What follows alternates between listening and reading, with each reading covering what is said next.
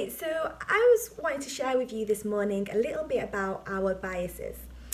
So I recently attended a workshop that spoke about our unconscious bias, how we make so many decisions each and every day, and that we can make little snap decisions, little moments that we look at someone, look at a situation, and we already have our own bias. We already have our own predetermined opinions based on our previous experiences or previous beliefs.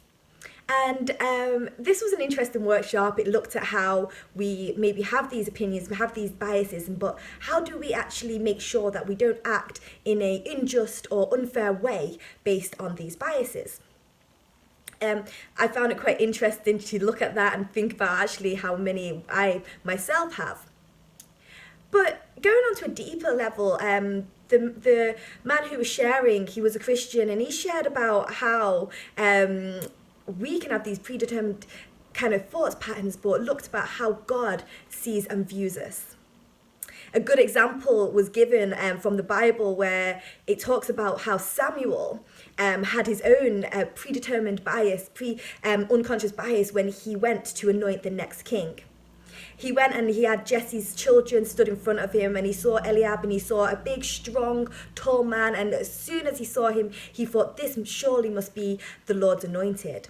He looked at his stature and believed that it was who God would have called to be a king. He already had his own bias and own beliefs, but God confronts him at that point and says, no, this isn't who I've chosen. Although man looks at the outward appearance, God looks at the heart. He looks at the heart of man. And so it was a challenge for me going forward. Do we look at the outward appearance? Do we look at the outward things that we can see? Or are we aware and are we ready for God to challenge us and say that he's looking at the heart? Do we ask God to give us his heart, his eyes for his people? And so maybe next time that you come in contact with something and you have a predetermined or unconscious bias towards something, you can maybe think about the questions and say, how does God see this person? How does God see the heart behind this person, rather than me just looking at the outward appearances? And so I hope that challenges you this morning and encourages you as well, that God is looking at the hearts of man.